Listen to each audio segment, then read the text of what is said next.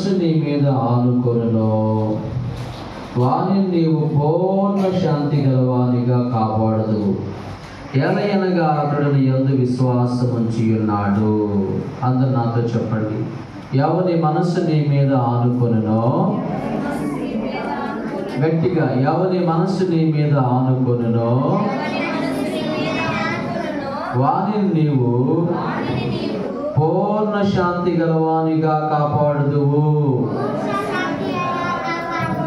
ఎలయనగా అతడు నీ యందు విశ్వాసం ఉంచి ఉన్నాడు. చిన్న ప్రార్థన చేసుకుందాం. పరిశుద్ధుడు అయిన మా తండ్రి, ఆశ్చర్యకరుడైన మా దేవా, పరిశుద్ధమైన మీ పాదములకు వందనములు స్తోత్రములు చెల్లిస్తూ ఉన్నాం నైనా. ఈ పగటి వేళ మరి ఒకసారి మీ సన్నిధిలో చేరి ప్రభువా మీ వాక్యమును ధ్యానించుకోవటానికి, నేర్చుకోవటానికి, ఆలకించటానికి మీరు మాకు తోడ్పడుతూ ఉన్నారు, సహాయం చేస్తూ ఉన్నారు. అందుకొరకై కృతజ్ఞతలు, స్తోత్రాలయ్యా. మీరే మీ పిల్లల్ని మీ వాక్యము ద్వారా దీవించండి, మీ వాక్యముతో హెచ్చరించండి, మీ వాక్యము ద్వారా పురుకొల్పండి, ప్రేరేపించండి, సహాయం చేయండి అయ్యా. మీ పని కొరకైనటువంటి సిద్ధపాటు దయచేయండి. యేసు నామములో అడుగుచున్నాం తండ్రి, ఆమేన్, ఆమేన్. బైబిల్ పరిశుద్ధ గ్రంథంలో నుండి యెషయా గ్రంథము 26వ అధ్యాయము 3వ వాక్యమును మనము చదువుకొని ఉన్నాము. యెషయా ప్రవక్త ద్వారా దేవుడు చెప్తూ ఉన్న మాట ఏంటంటే, ఎవని మనస్సు నీ మీద ఆనుకొనునో వానిని పూర్ణ శాంతి గలవానిగా కాపాడుదువు. ఎలయనగా అతడు నీ యందు విశ్వాసం ఉంచి ఉన్నాడు అని యెషయా ప్రవక్త ద్వారా దేవుడు మాట్లాడుతూ ఉన్నాడు, దేవుడు పలుకుతూ ఉన్నాడు. దేవుని మీద మన మనస్సు ఆనుకోవాలి. ఎవరి మీద ఆనుకోవాలి? దేవుని మీద మన మనస్సు ఆనుకోవాలి. దేవుని మీద మన మనస్సు ఆనుకున్నప్పుడు, దేవుని మీద మన మనస్సు ఆనుకోగలిగినప్పుడు ఆయన మనకి సహాయం చేస్తాడు అని దేవుని వాక్యం చెప్తుంది. మానవ జీవితం అంతటికి ఆత్మకు సంబంధించి మనస్సు అనేది చాలా విలువైనది అన్నమాట. చెప్పండి, ఏది విలువైనది? అందుకే పెద్దవాళ్ళు ఒక పని చేసేటప్పుడు యవనస్తుల్ని, యువకులకు చెప్తారు, మనస్సు నిలకడగా ఉండాలి, మనస్సు స్థిరంగా ఉండాలి, మనస్సు నెమ్మదిగా ఉంచుకోవాలి అని చెప్తారన్నమాట. మనస్సు అనేది నడుముతో పోల్చబడింది. అమ్మా, దేంతో పోల్చబడింది? మనస్సు అనేది నడుముతో పోల్చబడింది. మనిషి శారీరకంగా, భౌతికముగా బలవంతుడిగా ఉండటానికి నడుము ఎంత ప్రధానమో, నడుములు ఎంత ముఖ్యమో, మనిషి ఆత్మీయ జీవితంలో బలంగా ఉండటానికి, ఆత్మీయ జీవితంలో శక్తివంతుడిగా ఉండటానికి మనస్సు అంతే ముఖ్యము అని దేవుని వాక్యం సెలవిస్తా ఉంది. పేతురు రాసిన మొదటి పత్రిక 1వ అధ్యాయము 13వ వాక్యంలో పేతురు గారు చెప్తున్నాడు. చదవండి. పేతురు రాసిన మొదటి పత్రిక 1వ అధ్యాయము 13వ వాక్యం. కాబట్టి మీ మనస్సును నడుము కట్టుకొని నిబ్బరమైన బుద్ధి గలవారై యేసుక్రీస్తు ప్రత్యక్షమైనప్పుడు మీకు తేబడు కృప విషయమై సంపూర్ణ నిరీక్షణ కలిగి ఉండుడి. స్తోత్రం చెప్పండి. కాబట్టి మీ మనస్సును నడుము కట్టుకొని, ఏం కట్టుకోవాలట? మీ మనస్సు అనే నడుము కట్టుకోండి. చాలాసేపు పని చేసామనుకోండి, ఏమి నొప్పులు వస్తాయి? నడుము నొప్పులు వస్తాయి. కొంచెం ఒంగోలు పని చేసిన, పాత కోసిన, కలుపు తీసిన, వంగి మాగాడి చాలల్లో కొంచెం నాట్లు వేసిన, విత్తనాలు నాటిన, మిరప మొక్కలు నాటిన, కొంచెం సేపు నాటి ఒక 2 నిమిషాలు నిలబడి ఇలా చేయబెట్టుకుంటారు. అవునా కదా? ఎందుకని?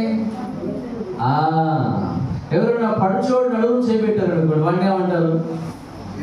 15 ఏళ్ళోడు 14 ఏళ్ళోడు నడుము చేపెట్టారు, వాడిని ఏమంటారు? ముసలోళ్ళలాగా నడుము చేపెట్టేవేదిరా అంటారు అన్నమాట. అంటే నడుములు ఎంత విలువైనవో ఒక మనిషికి, శారీరకంగా బలవంతుడిగా ఉండటానికి నడుము ఎంత ప్రధానమైనదో, మనిషి ఆత్మీయ జీవితంలో భక్తి కోణంలో బలవంతుడిగా ఉండటానికి మనస్సు అంతే ప్రధానమైనది. స్తోత్రం చెప్పండి. ఎవరి మనస్సు నీ మీద ఆనుకొనునో, నీ మనస్సు ఎవరి మీద అనుకోవాలి? ఎవరి మనస్సు నీ మీద ఆనుకొనునో వారిని నీవు పూర్ణ శాంతి గలవానిగా కాపాడుదువు. స్తోత్రం చెప్పండి. నీ మనస్సు ప్రభు పైన ఆనుకోవాలంటే నీకు కొన్ని విషయాలు తెలిసి ఉండాలి, కొంత ప్రామాణికతను కలిగి ఉండాలి. నీ మనసు ప్రభు పైన ఆనుకోవడానికి ప్రభువు అన్నిటికంటే అందరికంటే ముందటివాడు, అన్నిటికంటే ఆయన ఆది సంభూతుడు. ప్రభువు లేకుండా ఏది లేదు, కలిగి ఉన్నది ఏది ప్రభువు లేకుండా కలుగలేదు అనే విషయాన్ని నీవెరిగి ఉండాలి. స్తోత్రం చెప్పండి. ప్రభువు 2025 సంవత్సరాలకు సంవత్సరాల నుండి మాత్రమే ఉన్నవాడు కాదు. కన్య మరియ గర్భాన జన్మించినప్పటి నుండి మాత్రమే ఉన్నవాడు కాదు. ఆయన ఆదిలోనే ఉన్నాడు. ఆయన ఆది సంభూతుడు అని దేవుని వాక్యం సెలవిస్తా ఉంది. రండి, నేను మీకు ఆ మాటలను జ్ఞాపకం చేయాలని చెప్పి ఆశిస్తూ ఉన్నాను. బైబిల్ పరిశుద్ధ గ్రంథంలో నుండి ప్రియమైన వారులారా, కొలస్సీయులకు రాసిన పత్రిక 1వ అధ్యాయము 15వ వాక్యం చదువుదాం. ఆయన అదృశ్య దేవుని స్వరూపి అయి సర్వ సృష్టికి ఆది సంభూతుడై ఉన్నాడు. ఏలయనగా భూమి అందున్నవన్నీ దృశ్యమైనవి గాని అదృశ్యమైనవి గాని, అవి సింహాసనములైనను ప్రభుత్వములైనను ప్రధానులైనను అధికారములైనను సర్వమును ఆయన యందు సృజింపబడనగా, ప్రభువు నందు సృజింపబడను. సర్వమును ప్రభువు ద్వారాను ప్రభువును బట్టి సృజింపబడను. ప్రభువు అన్నిటికంటే ముందుగా ఉన్నవాడు. ప్రభువే సమస్తమునకు ఆధారభూతుడు. స్తోత్రం చెప్పండి. ఇక్కడ ఆయన ఉన్న ప్రతి పదమును మనము ప్రభువు అని చదువుకోవచ్చు అన్నమాట. ప్రభువు అని చదువుకోవచ్చు. 15వ వాక్యం, ప్రభువు అదృశ్య దేవుని స్వరూపి అయి ఆయన ఉంది ఇక్కడ. అనగా ప్రభువు అదృశ్య దేవుని స్వరూపి అయి, యేసు అదృశ్య దేవుని స్వరూపి అయి మరి సర్వ సృష్టికి ఆది సంభూతుడై ఉన్నాడు. ప్రియులారా, యేసు ప్రభుల వారు ఆదిలోనే ఉన్నవాడు. ఎప్పటి నుంచి ఎప్పటి నుంచి ఉన్నవాడు? 2025 సంవత్సరాల నుండి మాత్రమే ఉన్నవాడు కాదు. ఆయన కన్య మరియ గర్భాన జనించినప్పటి నుండి మాత్రమే ఉన్నవాడు కాదు. ఆయన అంతకు పూర్వమే, అంతకంటే ముందుగానే ఉన్నాడు. ఆయన అంతకంటే ముందుగానే ఎలా ఉన్నాడు? ఆయన వాక్యముగా ఉన్నాడు. చెప్పండి, ఎలా ఉన్నాడు? వాక్య రూపములో ఉన్నాడు. వాక్యముగా ఉన్నాడు. ఆయన ఆది యందు వాక్యము ఉండెను. యోహాను సువార్త 1:1, ఆది యందు వాక్యము ఉండెను, వాక్యము దేవుని యొద్ద ఉండెను, ఆ వాక్యము దేవుని యొద్ద నుండెను. దేవుని వాక్యం సెలవిస్తా ఉంది. నా ప్రియమైన దేవుని వారలారా, మీ జీవితంలో యేసు ప్రభు ఆది సంభూతుడు, ఆది నుండి ఉన్నవాడు అనే విషయాన్ని నీవు ఎరిగి ఉంటే నీవు యేసు ప్రభు పైన ఆధారపడతావు. Praise the lord. Hallelujah. Yohanu తన సువార్తలో రాస్తూ ఉన్నాడు, కలిగి ఉన్న దేనియు ఆయన లేకుండా కలగలేదు. యోహాను సువార్త 1వ అధ్యాయము దాదాపుగా 3వ వాక్యం, కలిగి ఉన్న దేనియు ఆయన లేకుండా కలగలేదు. ఆయనలో జీవం ఉండను, ఆ జీవం మనుషులకు వెలుగై ఉండను. దేవుని వాక్యం చెబుతుంది. 2వ వాక్యం, ఆయన ఆది యందు దేవుని యొద్ద ఉండెను, సమస్తమును దేవుని మూలముగా కలిగెను, కలిగి ఉన్నదేది ఆయన లేకుండా కలగలేదు. సమస్తమును ఆయన మూలముగా. ఎవరి మూలముగా? సమస్తమును యేసువారి మూలముగా కలిగెను, కలిగి ఉన్నదేది యేసువారు లేకుండా కలుగలేదు. Praise the lord. హల్లెలూయా. దేవుని వారలారా, ఒక విశ్వాసిగా, ఒక క్రైస్తవుడిగా నీకేమి అర్థం కావాలంటే, యేసువారు ఆది నుండి ఉన్నటువంటి వాడు. Praise the lord. అప్పుడు నీ మనసు నీవు ప్రభువు పైన ఆనుకోగలవు. Praise the lord. హల్లెలూయా. నీ మనసు ప్రభువు పైన ఆనుకోవాలంటే ప్రభువు ఆదిలోనే ఉన్నాడు, ఆది నుండి ఆయన ఉన్నవాడు, ఆయన లేకుండా ఏది కూడా కలగలేదు. సర్వ సృష్టికి, సమస్త మరి భూగోళానికి, ఆకాశానికి ప్రభువే ఆధారభూతుడు అని నీవు ఎరిగి ఉన్నప్పుడు ప్రభువు పైన నీ మనస్సు ఆనుకుంటుంది. స్తోత్రం చెప్పండి. ఇది మొట్టమొదటి విషయం. రెండవదిగా నీవు ప్రభువు పైన ఆనుకోవాలంటే నువ్వు ఏం చేయాలి? దేవుని వాక్యం సెలవిస్తూ ఉంది. దినవృత్తాంతముల 2వ గ్రంథము 20వ అధ్యాయము. దినవృత్తాంతముల 2వ గ్రంథము 20వ అధ్యాయము 12వ వాక్యం చదువుతూ ఉన్నాను. మా దేవా, నీవు వారికి తీర్పు తెచ్చువా, మా మీదికి వచ్చి గొప్ప సైన్యము యుద్ధము చేయుటకు మాకు శక్తి చాలదు, ఏమి చేయుటకును మాకు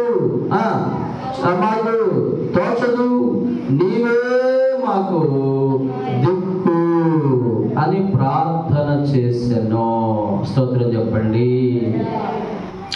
రాజైనటువంటి యెహోషాపాతును మనం ఇక్కడ చూస్తూ ఉన్నాం. ఆయన యూదా దేశానికి 4వ రాజుగా పనిచేస్తూ ఉన్నాడు, 4వ రాజుగా పాలిస్తూ ఉన్నాడు. ఆయన కాలంలో ప్రియులారా, మోయాబీలు, అమ్మోనీయులు, మెయోనీయులు దండెత్తి యూదయా దేశం మీదకి యుద్ధానికి వచ్చారు. కాలంలో ఆయన తీసుకున్న నిర్ణయం ఏమిటంటే, ఏమి చేయుటకును మాకు తోచదు, ప్రభువే మాకు దిక్కు. స్తోత్రం చెప్పండి. ప్రభువే మాకు, చెప్పండి, ప్రభువే నాకు దిక్కు అని ఎంచుకున్నాడు ఆయన. ప్రభువు పైన నీ మనస్సు ఆనుకుంటానికి నీవు ఏమని ఎంచుకోవాలంటే, ప్రభువే నాకు దిక్కు. ఎవరు దిక్కు? ప్రభువే నాకు దిక్కు. ప్రభువు తప్ప నాకెవరూ లేరు, ప్రభువు కూడా ఉన్నాడు అని కాదు, ప్రభువు కూడా నాకున్నాడు అని కాదు, ప్రభువే నాకున్నాడు, నీవే మాకు దిక్కు అని ప్రార్థన చేశాను. స్తోత్రం చెప్పండి.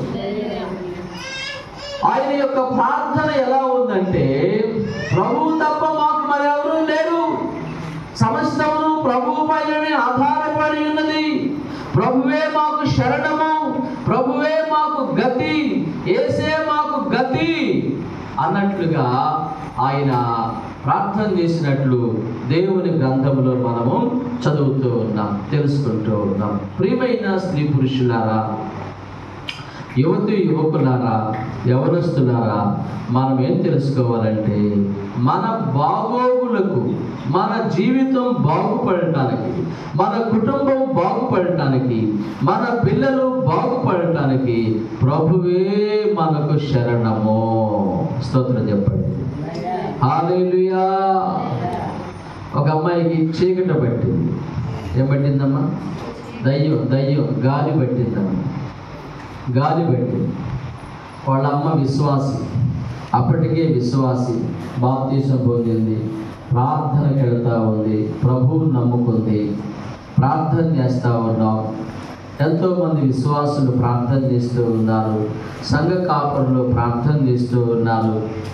ప్రార్థన చేస్తూ ఉన్నప్పుడు ఆమె చెప్తుంది, అయ్యా ప్రార్థన చేస్తున్నావయ్యా, ప్రార్థన చేస్తున్నారయ్యా, ప్రార్థన చేస్తున్నావయ్యా, అయినా నా ప్రయత్నాలు కూడా నేను చేస్తానే ఉన్నా, నా ప్రయత్నాలు కూడా కేవలం ప్రార్థన మీదే ఆధారపడ్డా నేను, ప్రార్థనతో పాటు ఎక్కడన్నా ఎవరన్నా ఏదన్నా చెబుతానంటే ఆడకు కూడా తీసుకెళ్తున్నా. ఎవరన్నా దళాలు కట్టమంటే దళాలు కడుతున్నా, తాయిత్తులు కట్టమంటే తాయిత్తులు కడుతున్నా. ఇంకొకటి ఆడకో ఏడకో తీసుకెళ్తే కార్యం జరిగిద్దని ఎవరన్నా చెప్తే ఆడకు కూడా తీసుకెళ్తున్నా. నేనేం ఓరకుండా నా ప్రయత్నాలు నేను చేస్తానే ఉన్నా. అది ఇప్పుడు ఎవరు నమ్మింది? అదనమాట. ఎవరు నమ్మింది? అంత్రాలు, మంత్రాలు, తాయిత్తులు, నల్లదారాలు, ఏంటి ఎర్రదారాలు, ఇంకా రకరకాల దారాలను నమ్మింది. ఏమండి, ప్రభు ఏం చెప్పాడు? మీలో ఎవరైనా రోగిగా ఉన్న యెడల నూనె రాసి ప్రార్థన చేయమని ప్రభు చెప్పాడు. శిష్యులకు ప్రభు ఏం చెప్పాడు? మీరు వెళ్ళిన ప్రతి చోట నూనె రాసి మరి రోగుల్ని స్వస్థపరచమని చెప్పాడు ప్రభు వారు. ఒక పెద్ద సందేహం కానీ చిన్న సందేహం కానీ రావచ్చు. ఇక్కడ నూనె రాసి ప్రార్థన చేస్తే రోగాలు తగ్గుతాయా? బదిరి గారు దారాలు కట్టుకోవద్దు అంటున్నావు, బాగుంది. మరి నూనె రాసి ప్రార్థన చేస్తే రోగాలు తగ్గుతాయా? ఏమా తగ్గుతాయా? కొంచెం నోటితో చెప్పండి. ఏమ్మా మీరు చెప్పండి, తగ్గుతాయమ్మా? నూనె రాసి ప్రార్థన చేస్తే రోగాలు తగ్గుతాయా లేదా అనే దానికంటే ముందు అసలు ప్రభువారు ఆ పని చేయమని చెప్పాడు. ఏమని? మీరు నూనె రాసి ప్రార్థన చేయండి నా పేరిట అని చెప్పాడు. చదవండి ఆ మాట. పరిశుద్ధ వాక్యం చదువుదాం. పరిశుద్ధ వాక్యంలో నుండి ఇలాగున మీ దృష్టికి తేవాలని నేను ఆశిస్తూ ఉన్నాను. బైబిల్ పరిశుద్ధ గ్రంథంలో నుండి ప్రియమైన వారులారా, యాకోబు రాసిన పత్రిక 5వ అధ్యాయము 14వ వాక్యమును చదువుదాం. చదవండి. 5:14. ఎవడైనను సంఘపు పెద్దలను పిలిపించి వారు ప్రభువు నామమున అతనికి నూనె రాసి అతని కొరకు ఏం చేయాలి? అతని కొరకు ప్రార్థన చేయవలెను. విశ్వాస సహితమైన ప్రార్థన ఆ రోగిని స్వస్థపరచును. స్తోత్రం చెప్పండి. ఏముంది అక్కడ? మీలో ఎవడైనా రోగిగా ఉన్నాడా? అతడు సంఘపు పెద్దలను పిలిపించవలెను. వారు ప్రభు నామములో అతని కొరకు ఏం చేయాలంట? ఏం చేయాలి? వారు ప్రభు నామములో అతని కొరకు నూనె రాసి ప్రార్థన చేయవలెను. నూనె రాసి ప్రార్థన చేయాలి. నూనె రాసి ప్రార్థన చేయమని ప్రభు సెలవిచ్చాడు. ఆ రీతిగా ప్రభు ఆ రోగిని స్వస్థపరుస్తాడని, ఆ రీతిగా ప్రభు ఆ రోగిని బాగు చేస్తాడని మరి ప్రభు వారు తన వాక్యములో సెలవిచ్చారు. Praise the lord. హల్లెలూయా. కాబట్టి మన జీవితంలో మనం ప్రభు పైన ఆధారపడాలి.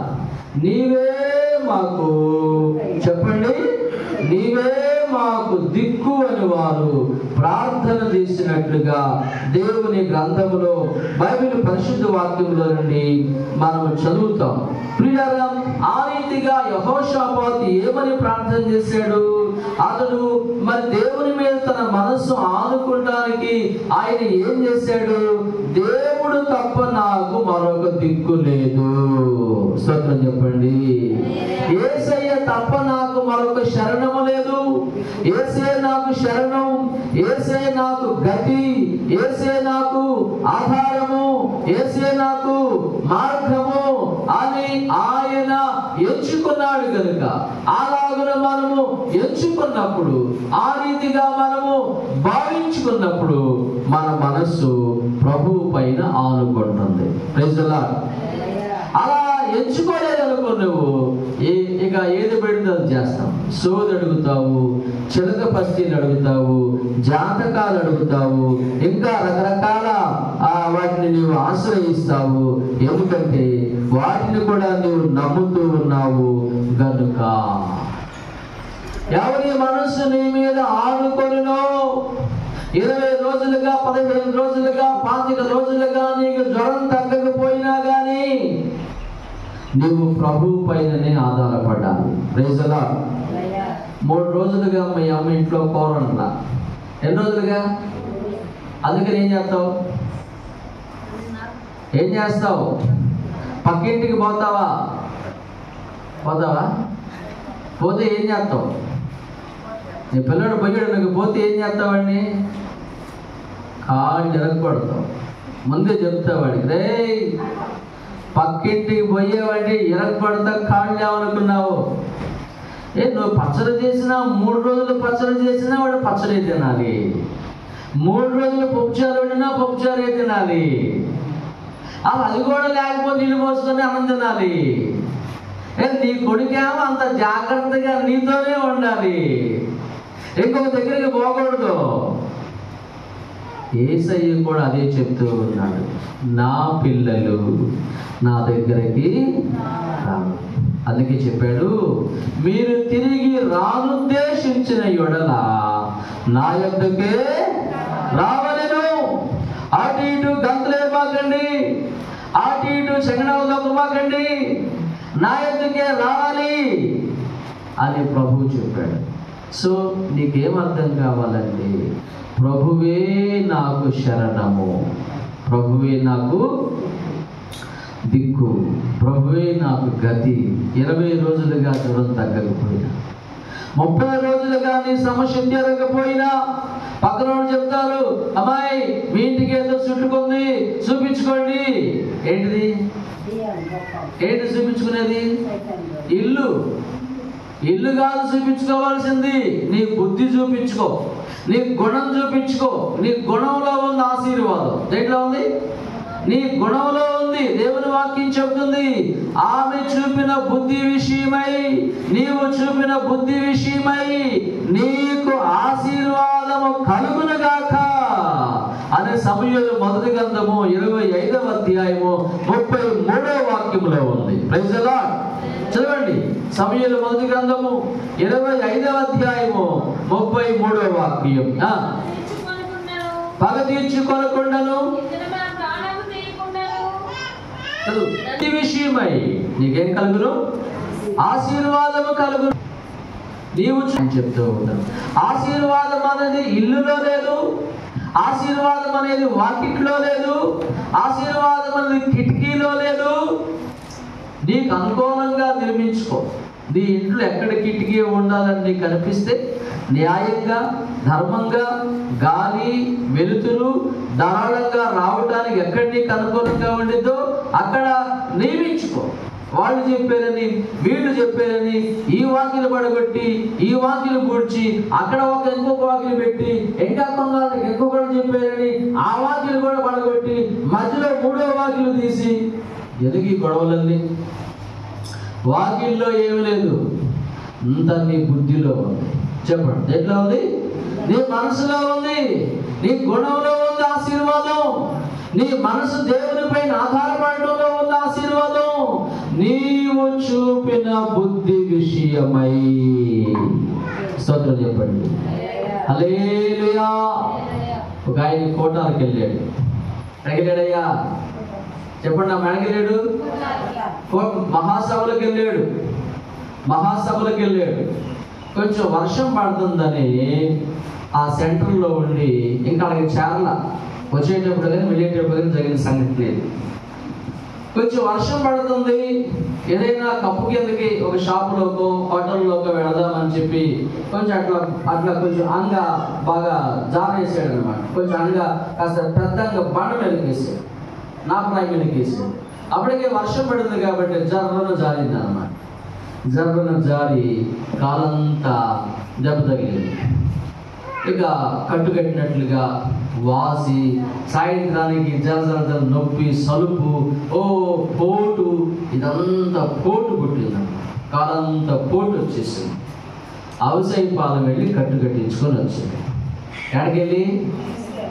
అవసైపాలెం వెళ్ళి బద్దలేసి వాళ్ళు వెదురు బద్దలేసి లాగి ఆ నూనె పోసి తైలం పోసి కట్టు కట్టారు. ఎక్కడికెళ్ళి దెబ్బ తగిలింది ఆయనకి?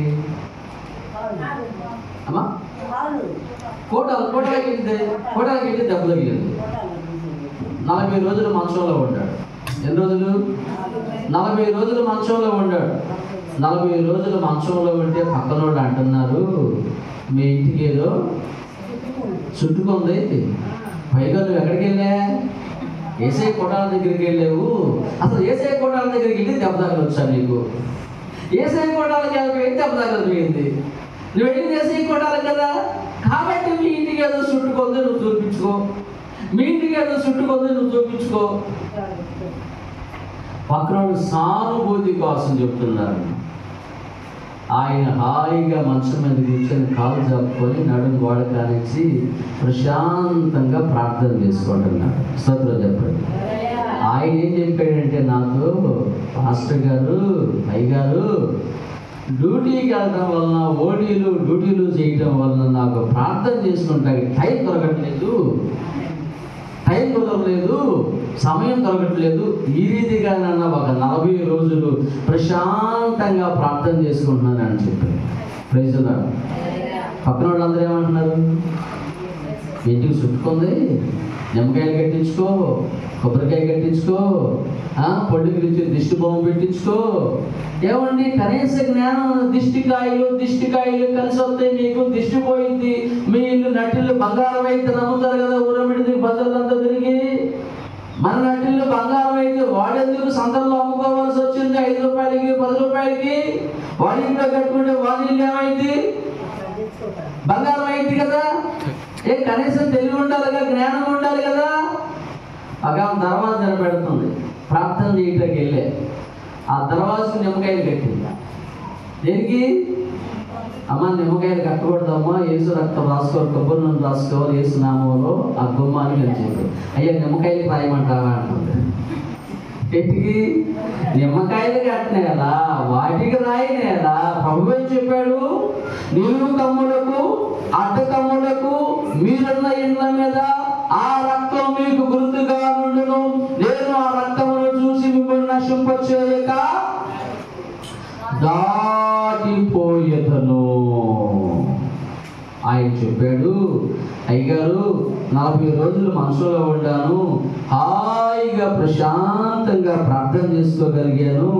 దేవునితో అధిక సమయం గడపటానికి దేవుడే, ప్రభువే నాకు అనుమతించారు, ప్రభువే నాకు సహాయం చేశారని చెప్పాడు ఆయన. Praise lord.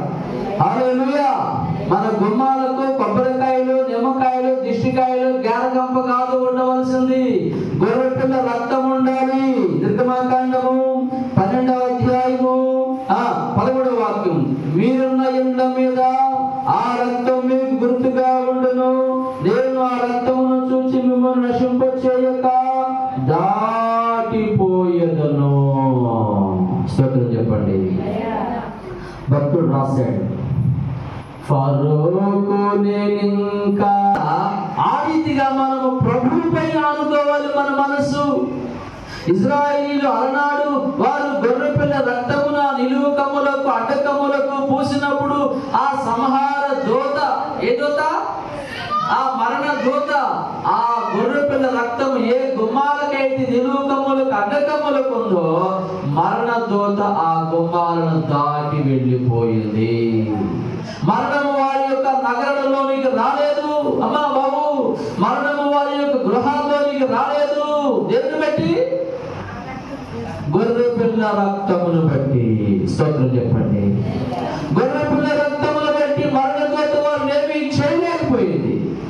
ఆయన కోళ్ళ ఫారం నడుపుతా ఉన్నాడు, రోజు కొన్ని కోళ్ళు చచ్చిపోతున్నాయి. ఆయన భార్య ప్రార్థన తీసుకుంటుంది, విశ్వాసి, వ్యాపారంలో నష్టం వస్తుంది. ఆమె ఏం చేసిందంటే ఒక పెద్ద బాటిల్, కొబ్బరి నూనె బాటిల్ తీసుకుని పాదిరి గారి దగ్గరికి వచ్చింది. అయ్యగారు ప్రార్థన చేయండి, కోళ్ళ ఫారం దగ్గర చల్లటానికి ప్రార్థన చేయించుకుని వెళ్ళింది అన్నమాట. ఆమె భర్తకి ఇచ్చింది, అయ్యా ఈ తీసుకెళ్ళి చల్లని మీరు, యేసు రక్తమే మనకు ఆధారం, యేసు రక్తమే, గొర్రెపిల్ల రక్తమే మనకు శరణం అని చెప్పింది భర్తకి. ఆయన వెళ్ళి కోళ్ళ ఫారం చుట్టూతా ఆ నూనె ప్రార్థన తైలాన్ని, ఆ ప్రార్థన తైలం చదివాడు. ఒక సర్కిల్ లాగా కోళ్ళ ఫారం చుట్టూ తీసుకెళ్ళి చల్లాడు. తెల్లారి వెళ్ళి చూశాడు, లోపల ఒక్క కోడి కూడా చావల. చప్పట్లు. ఒక్క కోడి కూడా చచ్చిపోలా. యేసు రక్తపు గేదె కావతల నక్క ఒకటి చచ్చిపోయాడు. ఏం చచ్చిపోయింది అంటే రోజు ఎవరు వస్తున్నారు? నక్క ఒకటి వచ్చి కోడిని తింటా ఉంది. ఇప్పుడు యేసు రక్తం చల్లేలేకి యేసు రక్తమును దాటి లోపలికి రాలేకపోయింది ఆ నక్క. స్తోత్రం చెప్పండి. దేవుని పిల్లలారా, యేసు రక్తమే మనకు శరణం. నన్ను రాసి ప్రార్థన చేయమని ప్రభువు చెప్పాడు. కాబట్టి ఆ రీతిగా మనం ప్రభువు చెప్పినట్లు చేయటం ద్వారా ప్రభు మనకి రోగాల నుండి, వ్యాధుల నుండి, బాధల నుండి, చీకట్ల నుండి, దయ్యాల నుండి, భూతాల నుండి, పిశాచాల నుండి, రాత్రి పూట నిద్ర పట్టకపోవడం, గుడ్డల మీద బరువుగా అనిపించడం, ఏదో ఆలాపనగా ఉండటం, వాటన్నిటి నుంచి ప్రభు మనల్ని విడిపించేవాడు. స్తోత్రం చెప్పండి. దేనిని బట్టి? గొర్రె పిల్ల రక్తమును బట్టి. ఆ యెహోషాపాతు ప్రార్థన చేశాడు, నీవే మాకు దిక్కు ప్రభువా. అప్పుడు నీవు ప్రభువు పైన ఆనుకోగలవు. అలా నీవే మాకు దిక్కు అని ప్రార్థన చేసినప్పుడు యెహోషాపాతు సైన్యం యుద్ధం చేసే పని లేకుండా దేవుడే వారి పక్షము యుద్ధం చేశాడు. వీళ్ళు ప్రశాంతంగా పాటలు పాడుకొని, ప్రార్థన చేసుకొని, దేవుడిని ఆరాధించుకొని, స్తుతి ఆరాధన చేసుకొని యుద్ధ భూమిలోకి వెళ్ళి చూశారు. వచ్చిన శత్రువులు వారిని వారే పొడుచుకొని చంపుకున్నారంట. వీళ్ళు వెళ్ళేలేకి వచ్చిన శత్రువులు శవాలుగా నేలపడి ఉన్నారు. ఆ తెచ్చిన శవాల మీద ఉన్న బంగారమును ఒలుచుకోవడానికి యెహోషాపాతు సైన్యమునకు 3 రోజులు పట్టిందంట. ఎన్ని రోజులు యుద్ధం చేశారా వీళ్ళు? చేయలా. మరి ఏం చేశారు? ఏం చేశారమ్మా? నీవే మాకు దిక్కు, నీవే మాకు దిక్కు అని ప్రార్థన చేశారు. ఆ రీతిగా వారు దేవుని పైన ఆనుకున్నారు, ప్రభు పైన ఆనుకున్నారు. ప్రభు వారికి సహాయం చేశాడు. వారికి ప్రభు సహాయం చేశాడు. అలా నీ మనసు ఎవరిపైన ఆనుకోవాలి? ఎప్పుడు? ఎప్పుడు? కష్టాలు, ఘోరమైన కష్టాలు వచ్చిన, 50 రోజులుగా జ్వరం తగ్గకపోయినా, 100 రోజులుగా నీ సమస్య జరగకపోయినా, ఎంత ఘోరమైన పరిస్థితులైనా నీవు ప్రభు పైన ఆనుకున్నప్పుడు ప్రభువు నీకు సహాయం చేస్తాడు. ప్రభువు నిన్ను కరుణిస్తాడు. కనుక దేవుని వారలారా, ఎవరి మనస్సు నీ మీద ఆనుకొనునో వాని నీవు పూర్ణ శాంతి గలవానిగా కాపాడదు. All of you stand up. అందరూ కరుణించండి. Raising your hands. మీ చేతులు ఆకాశం తట్టు చాపండి. ప్రభువుని అడగండి. Asking to god, asking to god. ప్రభువుని అడగండి. అడిగితే ప్రభు సహాయం చేస్తుంది. ప్రభువా మీకు వందనములు, కృతజ్ఞతలు, స్తోత్రములు చెల్లిస్తూ ఉన్నాను నాయనా. ఈ మధ్యాహ్న కాలపు వేళ మమ్మల్ని మీరంతో ప్రేమించారు, కనికరించారు. ఎవరి మనసు నీ మీద ఆనుకొనునో వారిని పూర్ణ శాంతి గలవానిగా కాపాడుతూ ఎవరైనా అతడు విశ్వాసం నుంచి ఉన్నాడని మీరు సెలవించారయ్యా. మీ మీద మా మనస్సు ఆనుకోవాలంటే యేసు నీవు ఆది నుండి ఉన్నవాడు అని మేము గుర్తెరగాలని బోధించారు. అలాగే యేసు మాకు శరణము అని మేము గ్రహించాలని బోధించారు. ఈ అనుభవాలు మేము కలిగి జీవించినట్లుగా, ముందుకు సాగినట్లుగా సహాయం చేయండి. ఎవరైతే సందేశములు విని అయ్యా కన్నీళ్లపై మొదలుపెడతా ఉన్నారు, అటు వారికి సహాయం చేయి ప్రభువా. వారి ప్రతి కన్నీటిని మీరు నాట్యముగా మార్చండి నాయన. వారి ప్రతి కన్నీరుని మీరు పొడవండి ప్రభువా. వారి ప్రతి దుఃఖమును మీరు తొలగించండి నాయన. వారి ప్రతి దుఃఖమును ఆనందముగా మీరు మార్చండి ప్రభువా. అయ్యా రోగులను స్వస్థపరచండి. అయ్యా దయాలు పడిన వారిని విడిపించండి. ప్రతి జీవన అంధకార శక్తుల్ని యేసు నామమున విడుదల కలుగునట్లుగా ప్రార్థిస్తూ ఉన్నారు. మీ ప్రజలకు విడుదల ప్రకటిస్తూ ఉన్నారు. అయ్యా మీ ప్రజలకు స్వస్థత ప్రకటిస్తూ ఉన్నారు. అయ్యా మీ ప్రజలకు రక్షణ ప్రకటిస్తూ ఉన్నారు. అయ్యా మీ ప్రజలకు మారు మనసు ప్రకటిస్తూ ఉన్నారు. అయ్యా మీ ప్రజలకు ఆరోగ్యములు ప్రకటిస్తూ ఉన్నారు. అయ్యా మీ ప్రజలకు పరలోక సంబంధమైన ఆధ్యాత్మిక ఆశీర్వాదములు ప్రకటిస్తూ ఉన్నారు. మహిమ పొందండి. యేసు పరిశుద్ధ నామమును బట్టి కృతజ్ఞతలు అర్పించి వేడుకొనుచు ప్రార్థించుచు ఉన్నాను మా పరమ తండ్రి. ఆమేన్, ఆమేన్, ఆమేన్.